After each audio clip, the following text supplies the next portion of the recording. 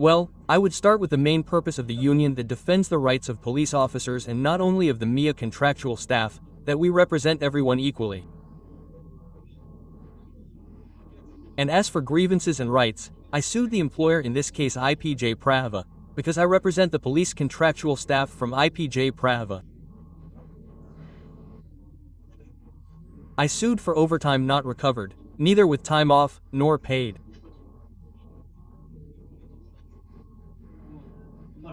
I sued for salary increases not granted on time and not in the percentage that should have been, because we have a salary program called MySal, which we have proven over time and in lawsuits that they steal from us, with final court sentences.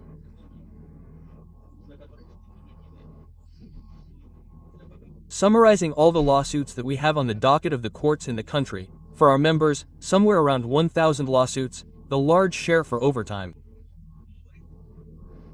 And from here, if we extrapolate the overtime, we are talking about SSM, safety, health at work, because not being recovered, the person does not restore his work capacity. And as generating factors, I do not subrogate the employer's rights, but there is the staff shortage.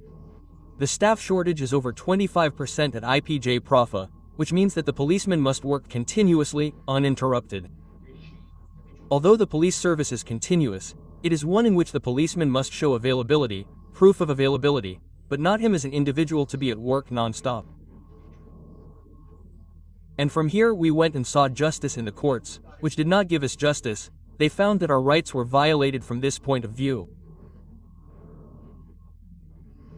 That is, the employer committed abuses, not paying the policeman or calling him and strangling him, and I can even call it a kind of modern slavery. You name it.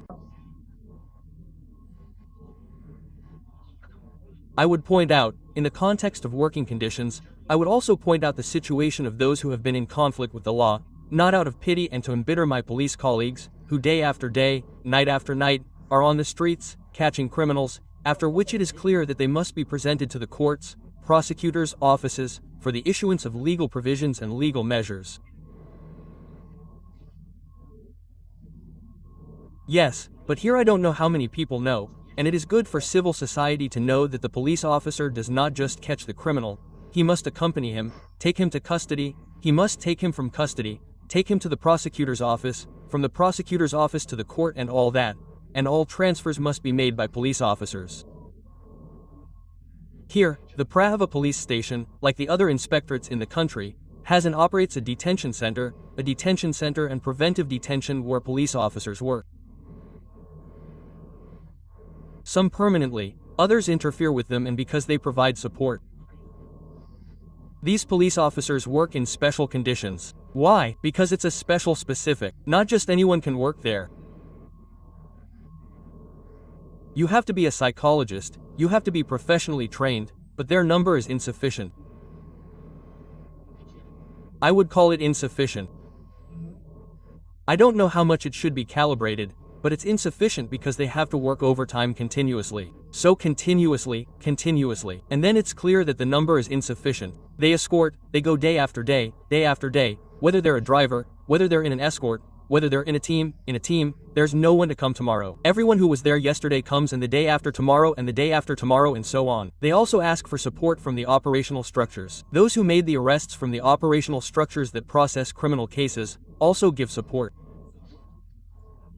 It always ends in exhaustion, it ends in overtime, the impossibility of providing them freely or the impossibility of paying under the austere conditions that the rulers impose on us, without coming to talk to us face to face, to the blade of grass, as we call ourselves. We like to say it every time and we don't like it in that pleasant sense of things and we are forced to say this.